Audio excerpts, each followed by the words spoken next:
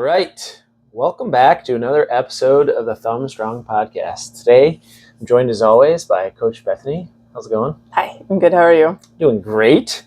What are we talking about today? Today, we are talking about 25 uncommon but powerful tips to make health and fitness way easier. So we're not talking about, how to hit macros or perfect workouts. Today, we're talking about small and slightly weird things, a little bit unconventional things that make staying healthy easier, the little hacks and stuff like that. So most people don't struggle because they don't know what to do. Most people know that they need to eat less, move more, yada, yada, to lose weight. They should sleep more, all those things. But they struggle because their habits and their environment aren't set up to support them. So just a quick little intro. We kind of reference like Atomic Habits, Tiny Habits, some different books that are out there, and just what we've kind of picked up through being in the industry for so many years, and just listening to other people, everything like that. So a big part of both of those books is the quote that you don't rise to your goals, you fall to your systems. So most people, it's like, yeah, on a one good day, they could maybe like hit that perfect level of what they want to hit, but you end up falling back to whatever your baseline system is. So the goal is to make certain things automatic, so that way your system is what really gets you the results instead of like one-off day motivations. Yeah. So we talk a lot about like how do we make the simple choice or the healthy choice the easy choice, things like that. And so the goal today is just to give you guys some tips on more of the uncommon or unconventional things that can just make healthier lifestyle, your fitness, your nutrition, your hydration, and stuff like that easier. So we've got 25 tips that Bethany and I came up with. Some of these are personal things that we do. Some of them are things that we've acquired through just, researching in books like Atomic Habits, Tiny Habits, things like that. So we're going to go through some hydration habits and tips, nutrition and food environment, tips and habits. We've got some workout and training, and then we have environment and mindset. So the goal is to just help you guys hopefully have a few takeaways to where at the end of this, you can start to implement just a couple of these little tips. And we want to really try to make it super simple and easy. So you'll hear us refer to habit stacking it. So things that you're currently doing in your lifestyle, how can we basically weave these habits in so that you can actually follow through and do it day to day? So what are our first ones? The first ones are centered around hydration, so getting in your water, something that I struggle or have struggled with. So tip number one is a 16-ounce wake-up chug. So chugging 16 ounces of water right as you wake up. Like, it takes you 30 seconds to down a whole bottle. Some people faster, depending on how much practice they've had. And the biggest thing with this is it jumpstarts your hydration, gives you a little bit of boost to energy, and you get an early win. Like, okay, check that off the box, right? And so what you can tell yourself is like, all right, before I touch my phone, I chug 16 ounces of water. Or when I sit up out of my bed, I chug 16 ounces of water. After I turn off my alarm, I drink water. Like, put it right by your alarm clock. Or if you use your phone as your alarm, then put it right by your phone. That way, right when you wake up, you can chug that. I know for me, it's easier. Like, if I am like consistently hitting my water goal, it's because I'm chugging water. Like, if I try to sip throughout the day, I get to the end of the day and I'm like, wow, I did not drink that much water. Just because I don't think about it very much until I'm like actually thirsty. And so to get enough hydration, like if I just have certain timelines of like, okay, I chug water at morning, I chug water like before a meal. That way I know I'm getting like 64 ounces in a day. I do kind of the same thing for sure. Because I'll tend to, especially when we're here, like we're always from one end of the gym to the other, like training clients and working and stuff. And so 9 times out of 10, I'll set my water bottle down and forget about it. So, so whenever I grab a water bottle out of the fridge, I rip the label off so I remember it's mine, and then I'll try to like drink that pretty much as fast as I can. And we're not saying it's not always the best to just chug your water all the time, but if it helps you get in your ounces, definitely better than not getting in the ounces. Right, exactly. So Number 2 is an electrolyte boost. So this is something I love to do. And for a lot of people, they just don't like drinking plain water. And so that's why they don't get enough water in. So what I do first thing in the morning, so this is kind of like a combination of first thing you do when you wake up. After I brush my teeth, I go to the kitchen and I mix together, I do about 20 ounces of water with electrolytes in my early bird, which has a little bit of caffeine in it and some B vitamins and things like that. So instead of coffee, I do that, and then I mix my electrolytes with it. And that way I'm getting hydrated, I'm getting 20 ounces of water in, and my caffeine to kind of give me that little energy boost in the morning. So that's what I do to wake up. Could also add like lemon juice or mint or cut up fruit or something like that, just to add a little bit of something with it. Cucumber. Yeah, and electrolytes themselves are becoming way more popular and prevalent. I've noticed like a lot of people have heard of Element for electrolyte packets. They have really good flavors. I use Relight by Redmond Salt, actually. So you can get it on Amazon. It's super cheap. I think it's like $45 for 60 servings. So it's like 60, 70 cents a scoop. And you can mix that and have a really good flavor with like 24 ounces of water and sip on that through the day, or chug that as one of your bottles of water. First Form, we sell First Form. They have hydration stick packs as well. We're actually going to be sampling that out next week. So they have 3 different flavors. So something like that is always good to add. Way better than some of the stuff that you can buy from the store, or like mixing, some of the Mio stuff like that. Like you don't really know what you're getting, or maybe they have added sugars or something like that, color dyes and things. So that's always a good tip. And the electrolytes will definitely help you have more energy and stuff like that. Because when we wake up, we are a little dehydrated. Right. So kind of killing 2 birds at once.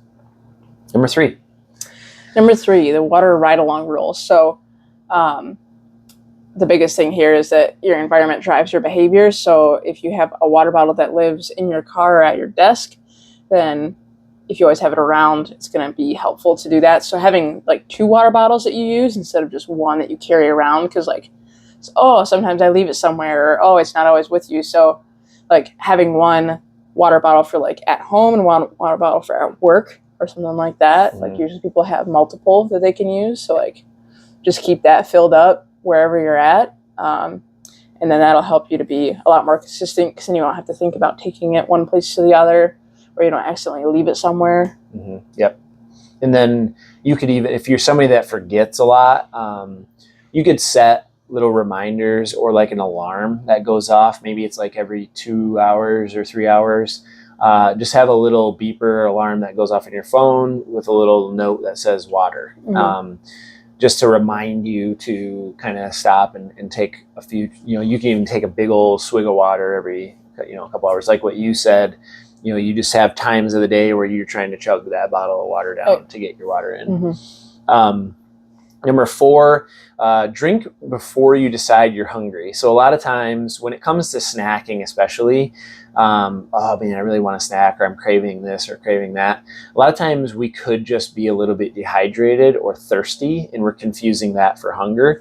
So if you drank a glass of water and waited a couple minutes, and then if you're still hungry, you could have a snack. But a lot of times it might just be you're thirsty. And so you can avoid snacking a lot easier if you drink water first. Yeah, or other things of like you're just bored, and then that's why you want a snack. So just like by chugging water, it just kind of gives you that time to be like, oh, I'm not actually hungry, I'm just bored. Or like it'll give you the physical sensation of fullness without actually eating anything. Yep.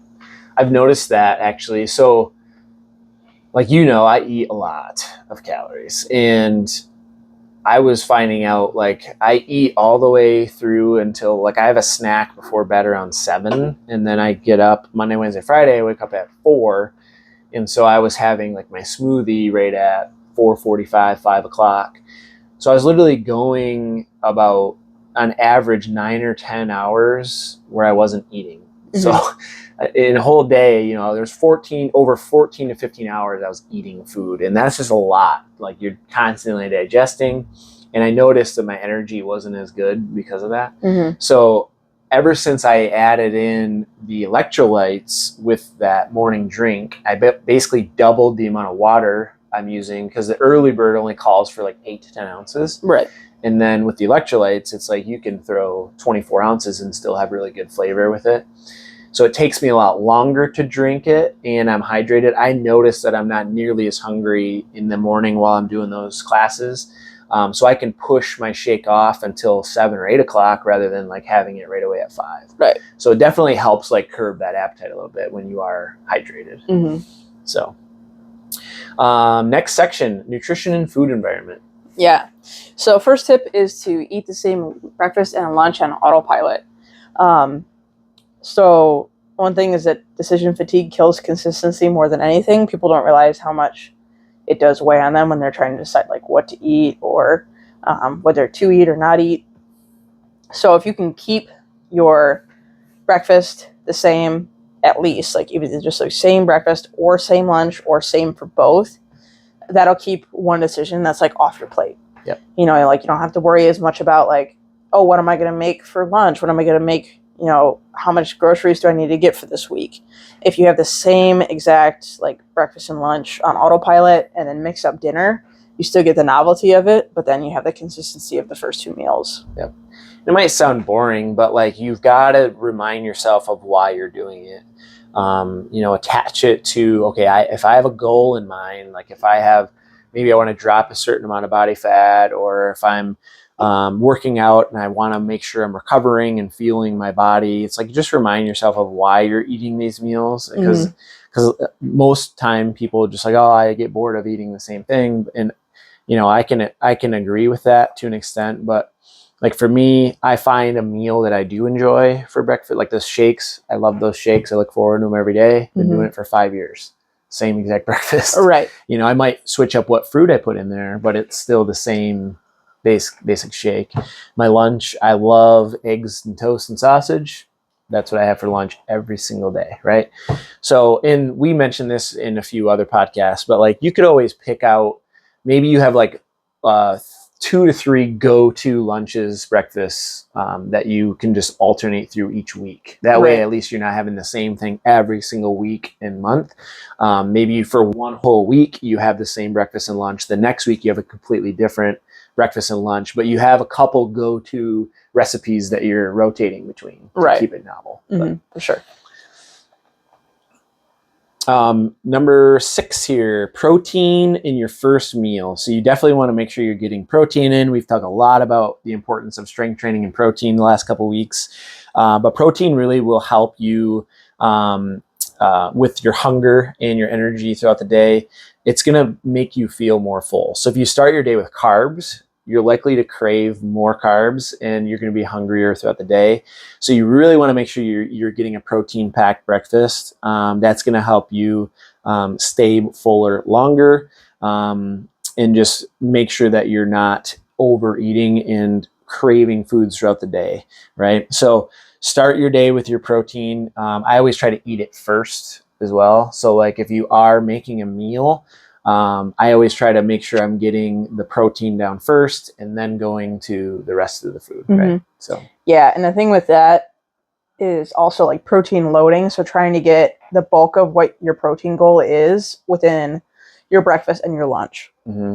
Because most people do the opposite, where they try to get like breakfast is a little bit lower protein, and then like lunch and dinner, they try to get the rest of it in. Right. But a lot of people, like, once it gets to the end of the day, they feel more snacky because they didn't have enough protein in during the earlier day. So then they're like more likely to snack later at night and have more cravings. And they're still trying to like get all this protein in. They're like, oh my gosh, I have 60 grams of protein left to eat for the day. Like, what am I going to have to do that? Versus if you eat like 50 grams of protein in your breakfast, it's like, whether that is, you know, doing like a protein shake in your coffee plus your breakfast that has 30 grams of protein. You know, like you can really load the amount of protein you get in the morning. So then that way, once you get to dinner time, you're like, oh, I have 30 grams of protein left to hit. Like, that's not that hard. And so it makes it easier and more flexible, especially if you're like going out to eat on a Saturday. It's easier if you get in all your protein, most of your protein in the morning and lunch. That way, when you go out to eat, it's not like oh man, I have to find something that's like low calorie and has 50 grams of protein. It's way harder to do when you go out to eat. And you won't overeat. Right. Yep. That's a good one. You can do the number 7. Mm-hmm. Number 7, default plate structure. So this was from the Prosper Nutrition coaching. A big part of it is like make it automatic, like your seatbelt is that protein and veggies and fruits go on your plate first, then add your carbs and fats. So that way, naturally, you're going to get those on your plate regardless, like especially if you're at like a buffet or if you're making, maybe you're at like a family gathering, something like that, like putting protein, fruits, and veggies first, and then whatever space is left, then filling the carbs and fats, rather than like filling up on all the good stuff, like the good, yummy, tasty stuff first, and then being like, oh, I have no room to put like a salad or anything like that. Yep. The next 2 really kind of tie into that. So number 8 and 9. Number 8 is start your meals with high volume foods, because this will help control your appetite naturally. So starting with your salad, like your vegetables, will help kind of fill you up a little bit quicker. That way you don't accidentally overeat on the carbohydrates and the fats, right? And then number 9 is protein or veggie first, like I just said. Yeah. So that's going to improve that fullness and reduce overeating. So like what I try to do, especially with dinner and lunch, and if you go out to eat, this is super powerful. So like if you go out to eat, typically your meal is going to consist of like a vegetable, a carb, and a protein. So I always suggest and I recommend eating your protein and your vegetables first and then having your carbs last. Because sometimes if you start with the carbs and you get all that done, and then you might not eat all your protein, and then you might not touch your vegetables because you're full. So if you eat the vegetables first and then your protein and then your carbs, at least you know you're getting your protein and vegetables in, and then maybe you will also not overeat on your carbs. Right. So exactly. Number 10 is keeping a lazy high protein list. So it removes the like I don't feel like cooking problem. So having go-to options like hard-boiled eggs, protein shakes, or smoothies, rotisserie chicken, Greek yogurt, cottage cheese, like anything where you don't have to think about it. It's just like, hey, I can make this super simple and I can have this in my refrigerator as like an emergency type of thing. Like, hey, if I don't feel like cooking and I don't have anything prepped, then this is what I can eat. Yep. Number 11 is pre-log or decide your meals the night before or even the week before. You could plan it out on Sunday. But if you're using something like MyFitnessPal or some sort of food tracker, you can enter in everything that you are planning on eating for the next day. So like the night before, you could put in the meals. That way, 1, it'll keep you way more on track. But then 2, it just makes you plan. So you're like, okay, I need to get my breakfast, prepared, or, maybe I'm going to prep my lunch or whatever it is. And you're pre-logging it, and that'll help you from overeating or over snacking as well, because you're kind of trying to stay on track with the plan. So the next one is doing grocery pickup instead of shopping. I use this quite a bit. 1, it saves me time, and then it also saves me money because I'm not going through the aisles and looking at, ooh, this looks nice, and oh, I haven't seen this before. This is cool.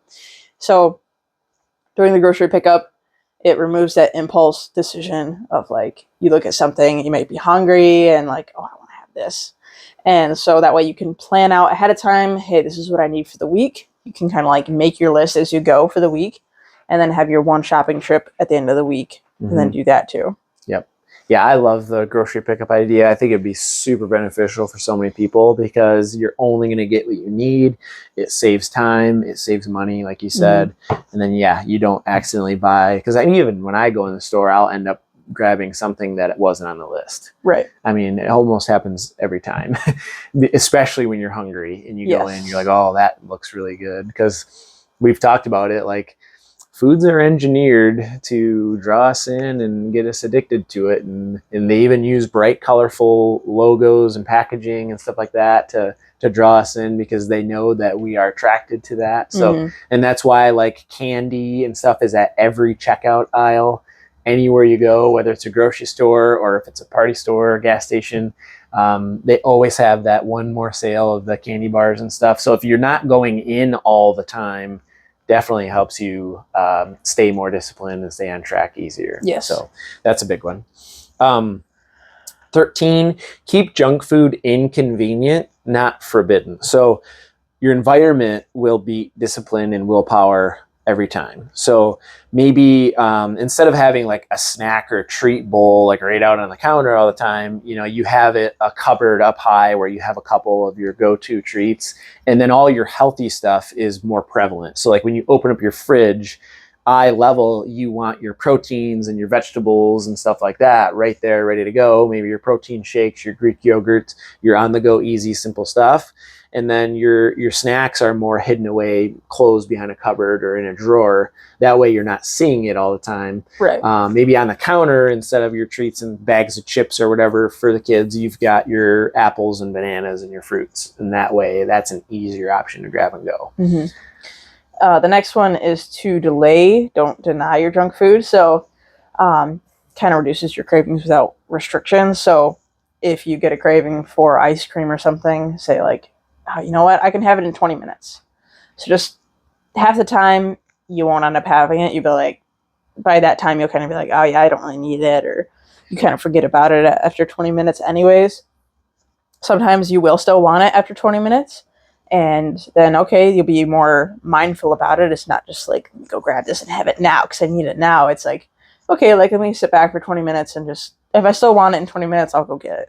Yep. Or if I still want it tomorrow, I'll go get it. Yep. But the biggest thing is like, if you can keep it out of the house or like somewhere harder to reach, it gives you that time to be like, okay, let me wait 20 minutes and then I'll go and see if I still want it. And the water hack is really good to implement in those situations. Right. So it's like if you really want a snack, you can drink a glass of water first and wait a few minutes and then decide if you still really want it. Right. Worst case scenario, you'll probably have less than you originally wanted to. Mm-hmm. So that's a great strategy. Next one, number 15, only eat sitting at the table. So this will reduce the mindless eating. If you're watching TV, scrolling on your phone, something like that while you're eating, typically we're going to eat faster and we'll eat more mindlessly. So you're going to end up being still hungry after that meal potentially and want more. And that's a lot of times where we go for seconds or have a snack or a treat right after our meal. The other thing is with that, wait at least 10 to 15 minutes before you do go for seconds or a treat, because it takes time for your gut to signal to your brain that you're full. So if you finish your dinner or your lunch, it's going to take 10 or 15 minutes for your brain to be like, okay, we're good, we're full. So just wait that time before you do have your snack or go back for seconds. Mm-hmm. The next one is to eat slower. So fork down rule. It's kind of simple and boring and it's not super sexy, but it just improves your fullness signals. You just put your fork down every few bites until you're like done chewing and actually like swallow the food that you were eating and pick it back up. And it slows down your eating, so in that way your hunger and your fullness signals will like come online. You'll taste more of the food that you're eating instead of just like inhaling it. And it's just, a very simple way of just like, okay, I set it down, finish, and then like take another couple bites, set it down, finish, and then that way you can enjoy the experience a little bit more. If you really like the food, then, you should want to spread it out as long as you can if it's really tasty. Yep, 100%. Number 17 is brush your teeth after dinner. So this will psychologically end your eating window. So we all know, like, once you brush your teeth, you definitely don't want to eat again because then you're going to have to brush your teeth again. So after dinner, if you want to avoid the late night snacking and stuff, just go and brush your teeth right away. And then that will help you avoid those late night snacks and treats. So that's a good one to add in. And even for me, like, as soon as you brush your teeth, like I'll have a snack and then I'll go brush my teeth and it's like, okay, I no longer taste that snack. Did I really need the snack? It's like, I enjoyed it for 15 seconds. So it's like, sometimes it's not even worth it if you're immediately going to go to bed afterward anyway. So if you just do it before you want that treat, it'll help you avoid having it. The next one, having a default restaurant order. I know you can talk about this one a little bit more than I can, because when I go out to eat, I would rather like get something different every time, just to experience something different. But for some people, this is, what they like to do. So it removes the decision fatigue while eating out if you have a default order. So having like 1 to 2 go-to meals wherever you go of like, okay, I'm always going to get like a chicken, preferably like grilled or something like that. And then like, potatoes as a side and a vegetable. Which I know for you, it's like steak, potatoes, broccoli. It's like the same thing every time. When I go out to eat, like if I'm going out to eat, like I can make that stuff at home, and I can make it better than a restaurant can, generally. Yeah. So if I'm going out to eat, I like to branch out and have a little something different, which at that point it's like, okay, still looking for something that's a better option, even if it is a little bit different every time. Like making sure you're getting some protein and it's not like a huge fat carb calorie bomb. Yep. Unless you're implementing all these other strategies and you're doing really good. Yeah. Then when you go out to eat, you can feel free to indulge and not have to feel bad about it. True. So that's always a plus. But if you're somebody that, maybe you do go out kind of frequently, I know there's a lot of, people like at their workplace, they'll go out to lunch a lot. Like maybe once a week they go out for lunch. Like I know my dad and my brother, where they work, like they get lunch out at least once a week.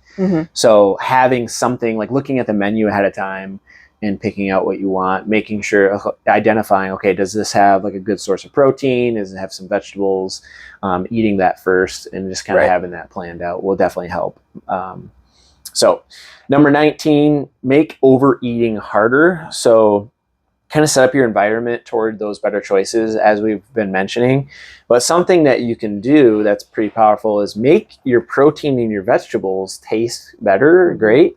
So don't be afraid to like season your proteins and season your vegetables, like cook them how you like them, and then make the carbs more bland and simple. Because, baked potato. Yeah, exactly. Right. So yeah, like I love steak and I love like the baked broccoli or Brussels sprouts with like a little bit of, maybe it's Parmesan cheese. Air fry. You get the crispiness to it with a little bit of, salt and pepper, or maybe some Parmesan cheese on there, something like that, right? So make your fruit, your protein, your vegetables taste better than your carbs, and then you'll not have to worry about overeating on carbs. Yeah. Right? And then the next one is to keep snacks everywhere. So it prevents reactive bad choices. So if you always have your good protein go-to snacks in your bag, the car, the gym, at work, if you do get a little bit hungry in between meals, then you're not going to like a vending machine, or you're not snacking on whatever's in the office or break room. Like you have something that's a better option to go with. Yeah, I am huge on this. And Bethany knows, like I've got snacks everywhere. So we do monthly orders for our like drinks and bars and jerky sticks and stuff like that. And I always save a couple boxes for myself. So I've got a box of First Form jerky sticks at home. I've got them here at the gym in the cupboard. I've got RX bars at home here. I've got the First Form power bars at home and here. I get those nut pack, single serving omega-3. Basically, it's like a trail mix from Amazon. I get them. I have those at home and here. Greek yogurts, stuff like that. So yeah, making those choices, just having them with you all the time is a game changer, because then you can avoid having to stop and get something or go to the party store and grab something, or just make the unhealthy choice, right? So makes it a lot easier. Next section, movement and training. Yeah, so the next one is the 2-minute rule to start workouts.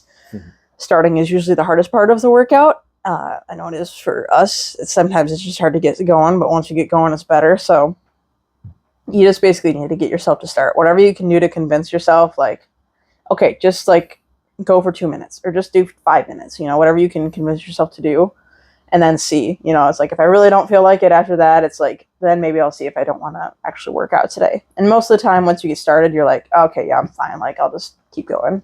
Yeah. The easiest thing is just to start the warm up. So like we have a general warm up, like we do it for all of our personal training clients. We do it for our group workouts.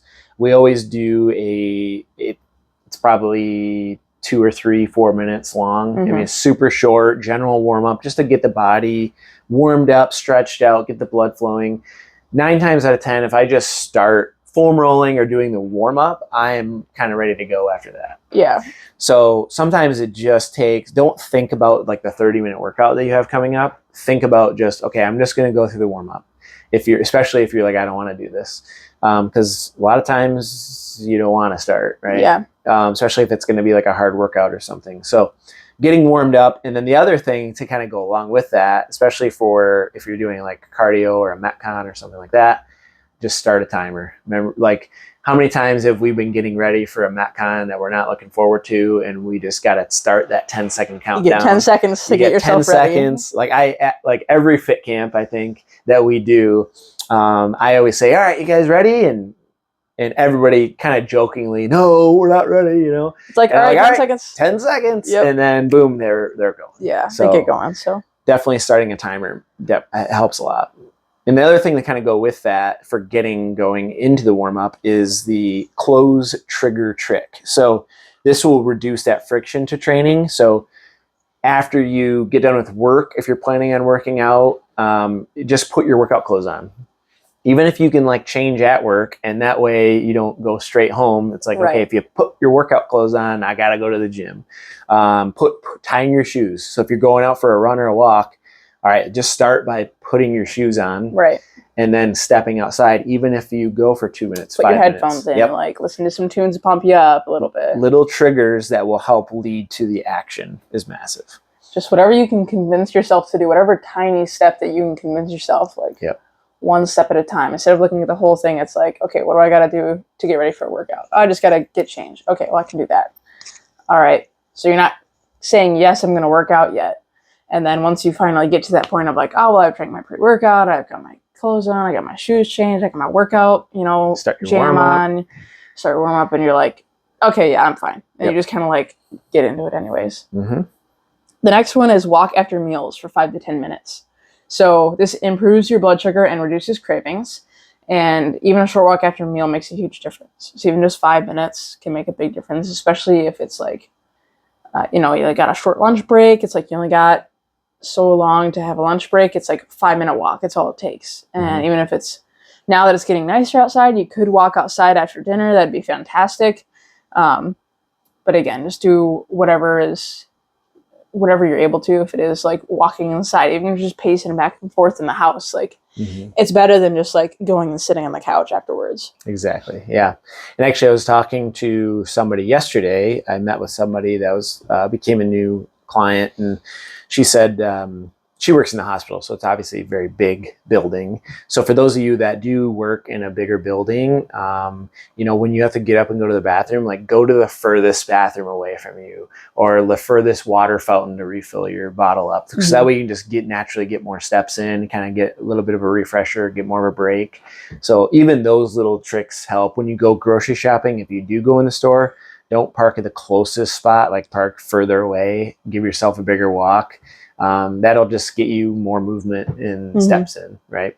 So little tricks like that, which leads to the next one, minimum step rule. So consistency always beats perfection. So basically, maybe you set a goal of like, okay, I can't go to bed until I hit 7,000 steps, 8,000 steps, 10,000 steps. A lot of people now have some form of tracker or watch, like an Apple Watch, a Garmin, something like a Fitbit, something like that. So it's super easy to track your steps. Even a lot of phone apps will have like a health app on it, where as long as you have your phone on you, it'll keep track of your steps. Right. So even if you don't have a watch, you can still download an app on your phone. And that way you're kind of setting that goal of like, okay, I want to get my minimum movement in of a step goal. And those strategies I just talked about, like the walks after meals, picking the further bathroom or water fountain to go to, walking around your office, standing up, walking around the house. Another one, I don't know if it'll be on here, was every time you're on the phone, get up and walk around. Yeah, that's a good one. And actually, for me, I don't know about you, but like when I'm walking around on the phone, I just think a lot better, sharper, more energy. I don't know why, but so get your movement in while you're like habit stacking. Just get your movement in while you're doing other stuff. So next one. Next one is having a bare minimum day standard. So like preventing like the all or nothing, either like today's a really good day or like an awful day. It's okay, even on bad days, what do I need to do? Yep. So if it's like, okay, make sure I get protein at breakfast, like that's an easy win. Like before the rest of the day, it's like get protein at breakfast. That could be like bare minimum that plus like at least 6,000 steps and then, a 10-minute workout. Something like super simple. It's like, it's so easy. It needs to feel so easy that it would be like almost funny if you didn't do it. You know what I mean? Like it needs to be stupid easy. Yep. So it's like, okay, protein breakfast, 6,000 steps, and then a 10-minute workout, whether it's body weight or dumbbells or whatever, like just 10 minutes. It's like bare minimum. Walk. Yeah. Bare minimum of like, hey, this is the minimum of what I'm doing and hitting that consistently. So even if it's not the perfect day, it's at least a bare minimum day. Yep. So that's the 25 tips. We've got some other things that we want to tie into this with the environment and mindset. So just a couple other tips for these to go along with it is use visual cues. So for example, for your workouts, you could set out your workout clothes, maybe put it in a gym bag, have that right by the front door, ready to go. Have your shoes out, have your water bottles next to your toothbrush, your coffee maker, next to your bedside table.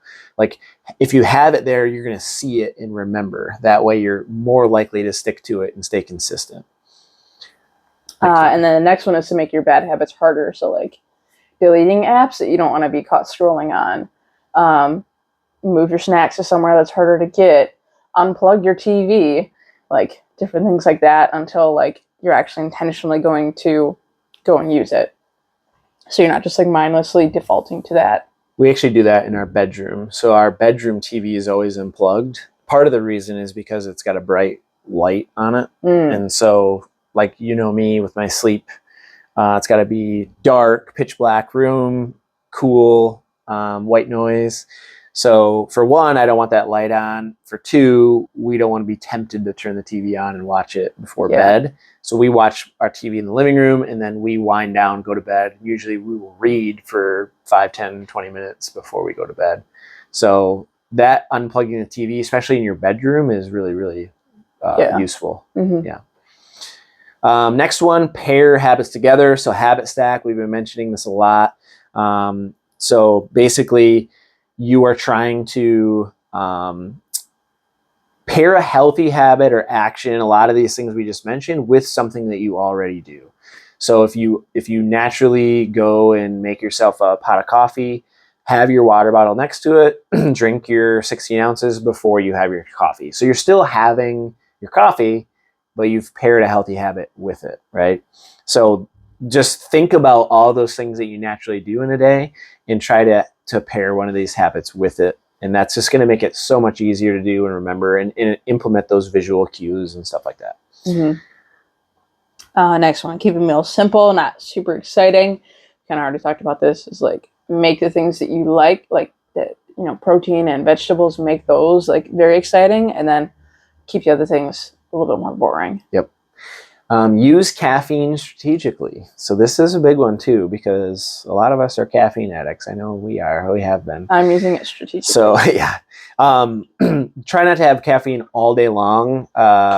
We like a general rule is you don't want to have caffeine after noon or after 1 or after lunch, I guess you could say, just because caffeine has a half-life. So if you drink it later in the afternoon, there's a good chance it's still going to be getting processed in your system when you're trying to go to bed, which can disrupt your sleep, which if you get poor sleep, then you're going to wake up more groggy and low energy. And then usually that's when we make worse choices and we don't want to go work out because we don't have energy. We don't want to eat healthy, or prep a meal or something like that. So it's just use that caffeine in the morning for a tool. Make sure, set a caffeine limit maybe. So maybe you're going to try to stay under 200 milligrams or under 300 milligrams, and you're going to get it all in before lunch. Yeah. Something like that. Next, weigh daily. Ignore your emotion from daily fluctuations. So focusing on trends, not single days. One single weigh-in versus the other, like if it, it can swing up to like 1 to 2% of your body weight just based on water weight, which is influenced by way too many different things to even count or to go over. That's a whole different thing. So don't look at day-to-day weight fluctuations. Look at, okay, what was I this week? What was your like lowest of the week? And then what was your lowest of the next week? Or like what's your average of each week? And some apps will like track that too. Or some scales like even too. Like if you have like a digital scale that Bluetooths to your phone, like you'll be able to see like, oh, okay, like this week's average was this. And then it's like I'm on average down 2 pounds from last week. Like great. But even if like you took, Thursday one week and then Monday the next week, Thursday you might have been really consistent all throughout the week, so you hit a low, and then maybe you had a little bit more fun on the weekends, and then Monday's super high, and you're like, oh, I'm not losing any weight. But it's not taking the whole thing into consideration. Yes. You gotta zoom out. Yes. Think long term. So to implement all this stuff, here's just a kind of a 3-step framework that you guys can take. So pick one habit, attach it to something that you already do. And here's another key thing and a massive tip. When you do complete one of these healthy habits, celebrate it. Even if you like come up with a silly something that you say to yourself, like nailed it, or like crushed it, or whatever, like celebrate, give yourself a pat on the back, imaginary high five yourself, whatever it is, because that reinforces behavior. Mm-hmm. So when we recognize something positive that we do and celebrate it, we will be rewired to want to do that again. And that's kind of why we turn to treats and stuff, because we get that reward and that makes us feel good. We want more of that. So if you do things that make you feel good, like if you complete a habit, you check it off, that makes you feel good. It gives you that dopamine hit. Put a sticker on the calendar, get fun stickers. Just like when you're a kid, it's like, oh, you're good today, you get a sticker. It's like, Yep. I check things off. So that like gives me that reward. Like I got to check off the things that I want to do all day. Check off your workout. Like when I'm logging my workout, I want to put all the weights and the sets and reps in there and make sure I've got that tracked. So all those things reward that behavior. And so just make sure you're celebrating all the little wins, no matter how small, even if it's a 5-minute workout, getting your water in that day, eating your protein for that day, going to bed on time, getting a good night's sleep, like all those things add up. So you don't need to be more disciplined. You just need to have better systems. Hopefully this will help you guys implement some better strategies and habits and habit stacking to make healthier lifestyle, nutrition, fitness, hydration, sleep, all that stuff easier, simpler for you. So pick one habit, start it today, and I would do like that one thing for a week, celebrate it, and then add on another one the next week. Do that thing for a week, celebrate it. By the end of the year, all of a sudden you've got all these brand new habits that you're sticking with. Yeah. So hopefully this is helpful. If you have any questions, feel free to message us, leave a comment. Until next time, stay healthy, and we'll see you guys soon.